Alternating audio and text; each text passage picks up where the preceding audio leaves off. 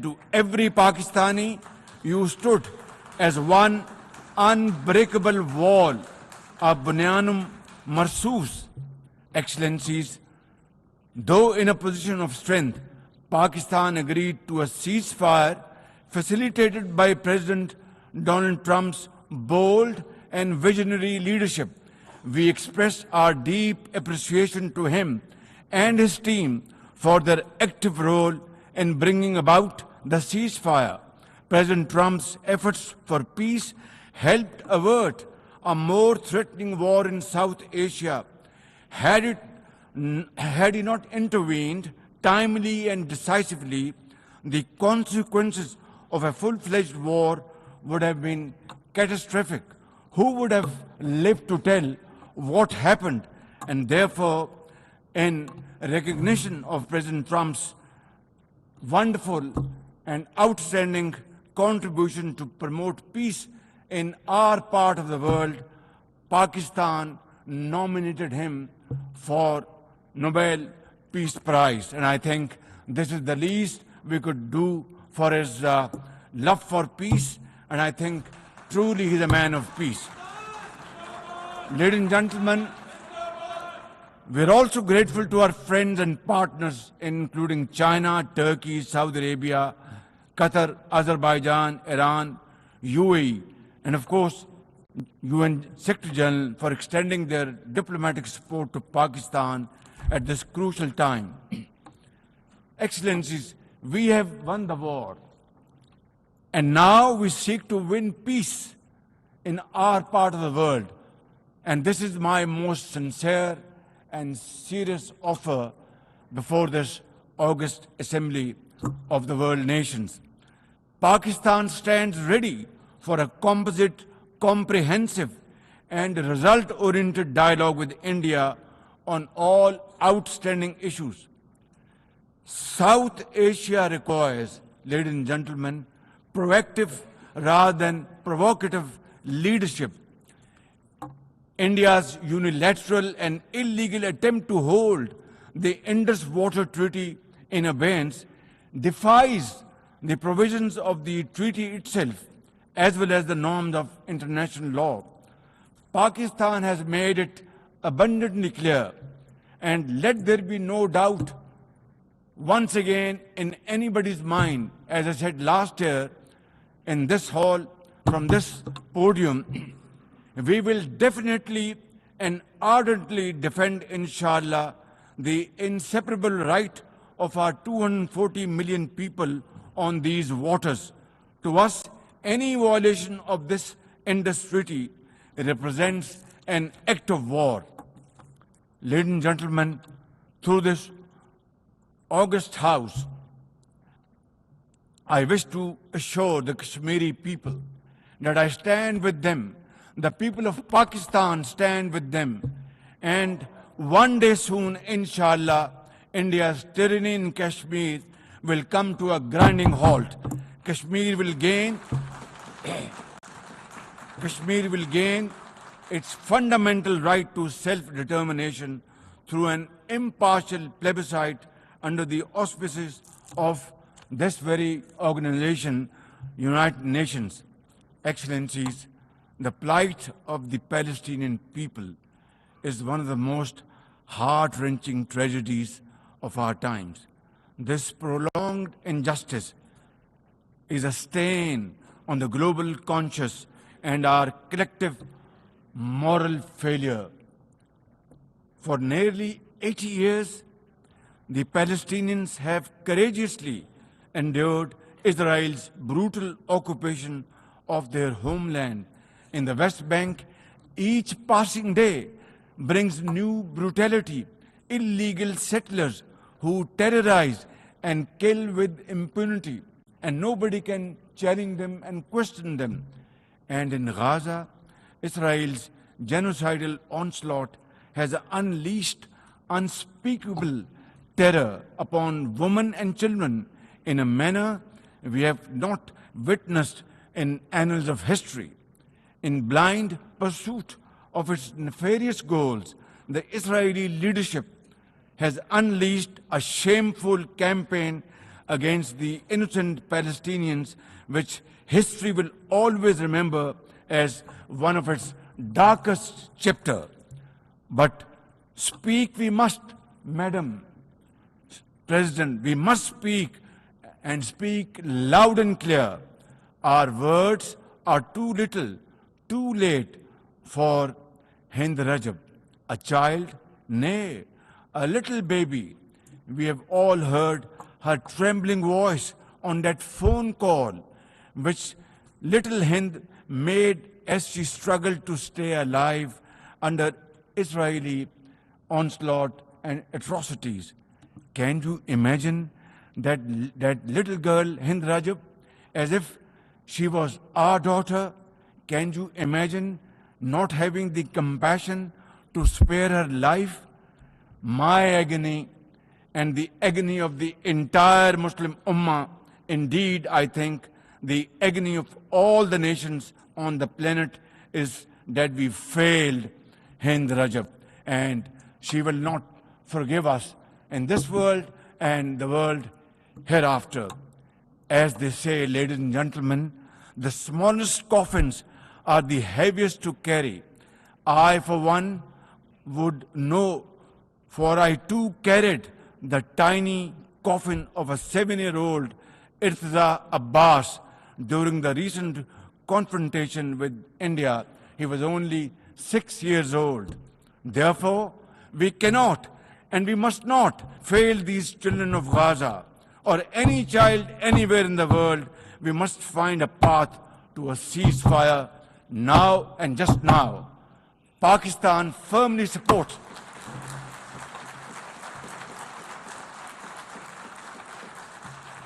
Ladies and gentlemen, Pakistan firmly supports the demand of the Palestinian people for the establishment of a sovereign Palestinian state with pre-1967 borders and Al-Quds Sharif as its capital. Palestine can no longer remain under Israeli shackles. It must be liberated and liberated with full commitment and with full force.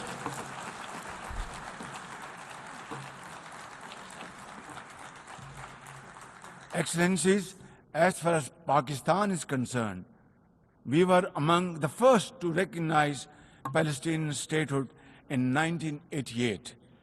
And now we welcome the recognition of the state of Palestine by a number of countries recently around the globe, and urge others to also follow suit, because time and tide wait for none.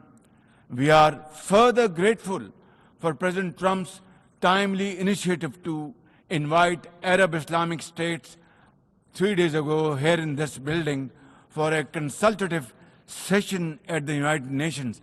And I was also part of that consultative process. And I think, and I hope and pray to God that it has rekindled hope for a ceasefire in the nearest future, for which the credit must again be attributed to President Trump for this peace initiative. Excellencies, Israel's recent attack on Doha and its continued violations of the sovereignty and territorial integrity of numerous countries is reflective of its rogue behavior. Pakistan stands unwaveringly with our brothers and sisters in Qatar. We also support all efforts for a peaceful resolution of the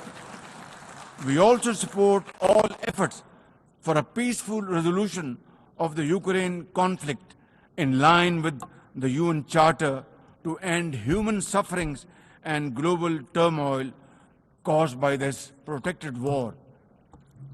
Madam President, Pakistan condemns terrorism in all its forms and manifestations. For over 2 decades, Pakistan has been at the front line of global counter-terrorism efforts, having suffered over 90,000 people. We lost 90,000 people of our country, babies, children, mothers, sisters, brothers, elderly people, doctors, engineers, and also suffered economic loss of $150 billion. Please tell me, put your hand on your heart, that what can be a bigger manifestation of our commitment to fight terrorism and erase it not only from the face of Pakistan, but from the face of this global world. And I believe a man killed in New York is a man killed in Lahore, a man killed in Islamabad is a man killed in London. It's a global village. So I think unless and until terrorism is defeated hands down, this world will not be a peaceful place to live. And for that, Pakistan's sacrifices are probably the biggest around the globe. It must be respected and appreciated because we are a bulwark. Had these terrorists not been encountered by us, they would have been roaming on the streets of New York and London and God knows Far East. So I think this is our humble contribution, not only for the people of Pakistan, but the people all over the world. Today we face externally sponsored terrorism, particularly from foreign-funded groups such as the TTP, Fitna al-Khawarij, Fitna al-Hindustan, BLA, and its Majid Brigade.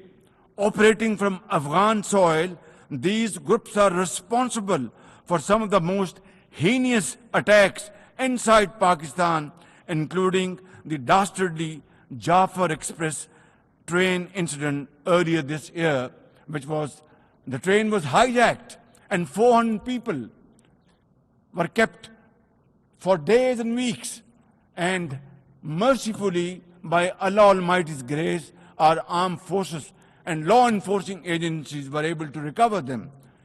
Now, as an immediate neighbor and a brotherly country of Afghanistan, Pakistan has a direct stake in a peaceful Afghanistan.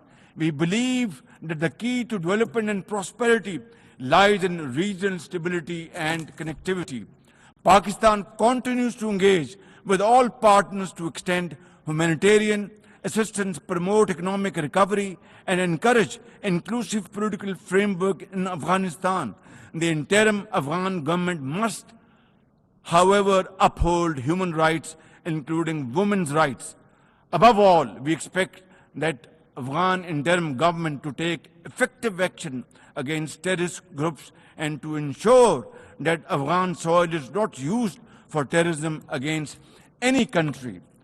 Ladies and gentlemen, there must be no space for hate speech, discrimination or violence against any person or against any religion. Hate-driven ideologies such as India's Hindutva driven extremism pose a danger to the entire world. While there is growing recognition of the dangers posed by Islamophobia, the imperative of effectively combating this menace can hardly be overemphasized. Pakistan welcomes the appointment of a UN Special Envoy to combat this scourge. Ladies and gentlemen, while we are confronted with the climate crisis, it demands the most urgent collective action. In 2022, Pakistan faced massive floods of humongous proportions that caused huge losses amounting to $34 billion and many valuable lives lost. This year again, we are dealing with another mega flood with thousands of villages washed away from the face of the earth, millions of people displaced, more than 1,000 killed, and billions of dollars of crop, livestock, and property washed away, lost to flood waters. Our nation stands united in these testing times, and we are dealing with this natural calamity with remarkable resilience by the grace of God. I have declared a climate emergency to cope with this challenge. The catastrophic floods of 2022 and 2025 this year are glaring examples of loss and damage caused due to climate change.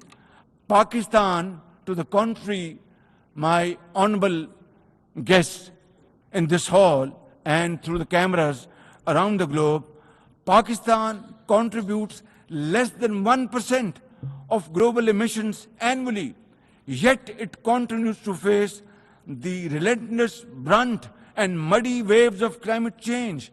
And then we are told to borrow loans and add on to our debt, huge debt pillars we have over the period of time. This is not fairness. This is not equality. This is not justice. This is not fair play.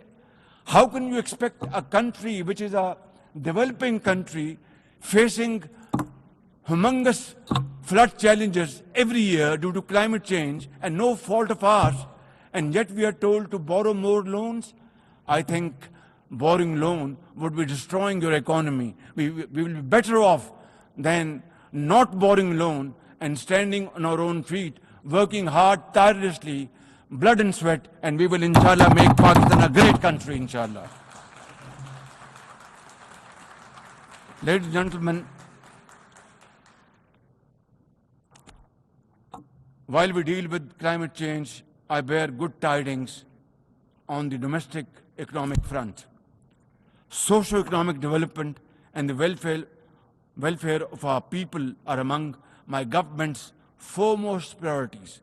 We have successfully implemented deep-rooted structural macroeconomic reforms, modernized and broadened our taxation system, intensified efforts to mobilize productive investment, and embraced digitization, AI, and crypto as the tools of the future.